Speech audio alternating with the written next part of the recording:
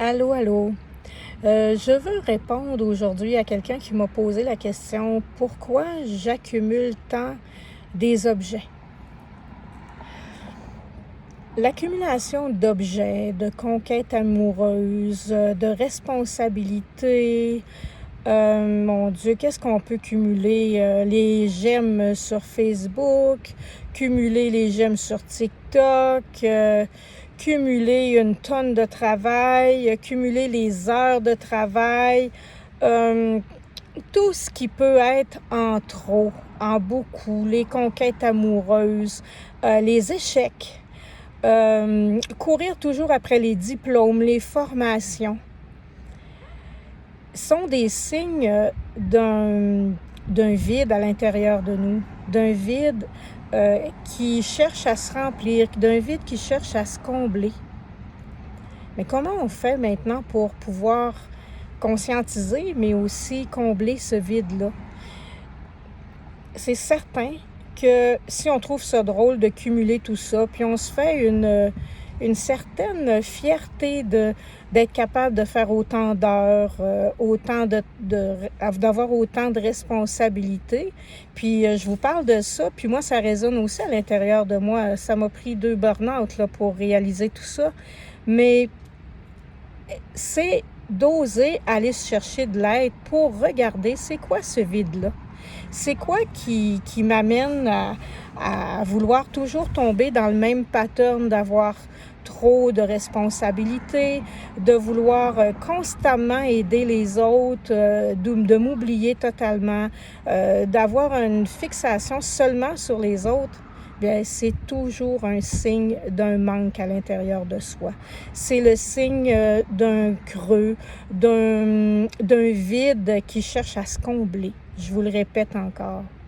Aller chercher de l'aide, ça permet de mettre en lumière ce vide-là. D'où il vient, d'où il part, à quoi il me sert, c'est à quel endroit que j'ai été blessée, mais pour aller à quel endroit j'ai été blessée, puis quelle émotion qui a été touchée, puis que j'ai pas pu libérer, que j'ai pas pu exprimer quand j'étais enfant. Je vous reviens encore avec l'enfant intérieur. C'est l'enfant qui a été blessé, c'est l'enfant qui a eu mal, c'est l'enfant qui s'est mis à faire complètement autre chose pour pas souffrir. On est vraiment intelligents, les êtres humains, peu importe notre âge. Puis quand on devient adulte, ben quand les autres peut-être nous reflètent cette partie-là de nous, je ne sais pas combien de personnes qui m'ont dit que j'étais fatiguée avant que j'accepte d'être fatiguée. La première fois, je n'acceptais même pas d'être fatiguée. C'est mon corps qui m'a lâché complètement.